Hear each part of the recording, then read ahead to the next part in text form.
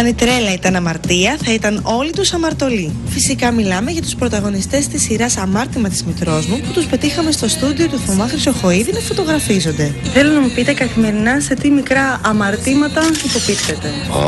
Πόση ώρα είναι η εκπομπή σας? Δεν προλαβαίνετε. Δεν χωράνε, είναι πολλά. 3 βασικά. Θες και 3? Θέλει και 3. Θα πάθει η κοπέλα μας τίποτα.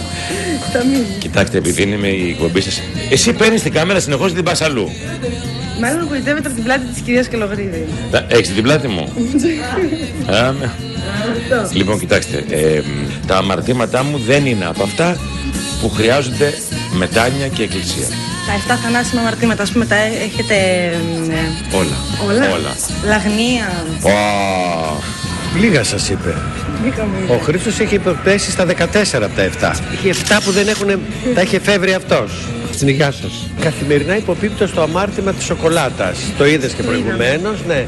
Αυτό είναι ένα πράγμα που δεν ξέρω, πρέπει να το εξετάσω κάπως. Εγώ σαν μαμά δεν έχω σχέση με τη μαμά την τηλεοπτική. Αν ο γιος σας συζητούσε να βάλει σκουλαρίκι, θα είχατε πρόβλημα?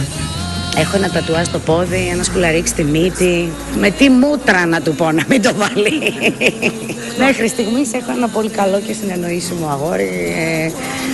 Αλλά θα δούμε τι άντρα θα βγάλω στην κυκλοφορία. Είστε υπεύθυνοι, να ξέρετε. Πώς θα φέρετε στις γυναίκες κλπ. Υπεύθυνοι, γιατί έχουμε μεγάλο πρόβλημα με τους άντρες.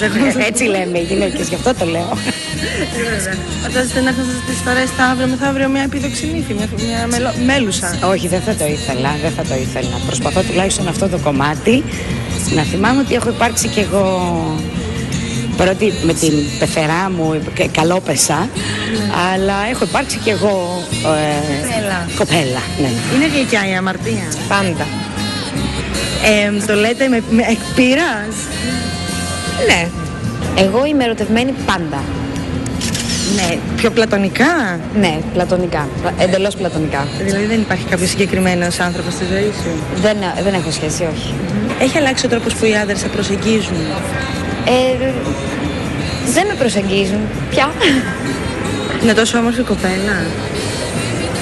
Είναι περίεργο, δηλαδή βλέπω, συνήθως εγώ κάνω το βήμα. Πάντα, ναι. Και έχουμε έτσι κάποια κοινά σημεία με την Τζέννη Μεγαπάνο ως προς τον ντύσιμο, ως προς το στυλ? Ναι, εγώ δεν κάνω κάτι μη φυσιολογικό για τα δικά μου δεδομένα. Ούτε κάτι για να προκαλέσετε? Ποτέ. Νέος έρωτας εντός εισαγωγικών στο σύριαλ, αλλά διαβάσαμε και στη ζωή. Μπράβο. Διαβάζετε ωραία περιοδικά. Σε πειράζουν τα δημοσιεύματα που βγήκαν? Ναι, όχι, με πειράζει που με ρωτάς αυτή την ερώτηση. Μπορείς να μου απαντήσεις? Ναι, σε απαντώ. Κύριε φωτογράφε, να γυρίσουμε λιγάκι για να κάνουμε ένα κιού. Ποιος είναι ο πιο τρελός πραγματικά? Λοιπόν, είναι το πανηγύρι των τρελών σήμερα. Νατάσα, Χρήστος, Αλέξανδρος, Βίκη, Ορέστης, Μαρία. Είναι καταπληκτικό το cast. Έχουμε γελάσει πάρα πολύ και έχουμε αμαρτήσει πάρα πολύ μέχρι στιγμής.